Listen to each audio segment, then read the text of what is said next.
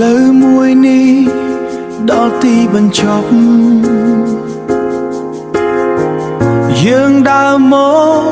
ឆ្ងាយណាស់ហើយកុំបងខំបន្តទៀតអី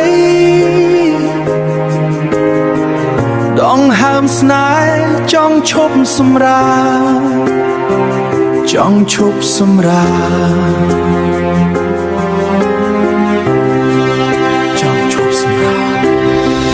យើងបែកគ្នាទៅណាម្ចាស់ថ្លៃ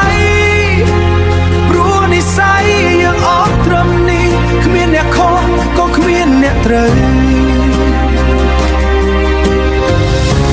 មានតែការយល់ចិត្តគ្នាលែងដៃចុះដើម្បីស្វែងរកមេថ្មីដែលស្រឡះជាងមុនសេចក្តីសុខដែលធ្លាប់មាននឹងរលាយតាមពេលវេលាកុំឲ្យការនៅក្បែរគ្នាคล้ายជាការក៏បៀតបៀនចិត្តកុំឲ្យឈឺចាប់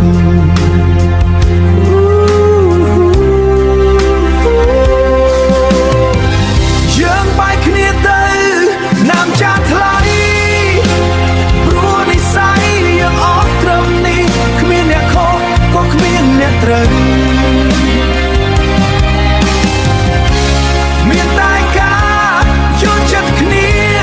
លែងដៃចុះដើម្បីស្វែងរកមេថ្មីដែលស្រឡះជាងមកបើអ្នកលែងមានស្នាមញញឹម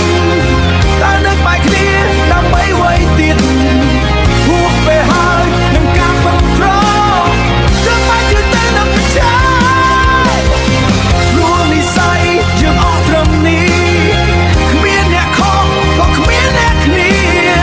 លែងដៃចុះដើម្បីស្វែងរកមេថ្មីដែលស្រឡះជាងមុនអស់និស្ស័យហើយលាហើយម្ចាស់ស្នេហ៍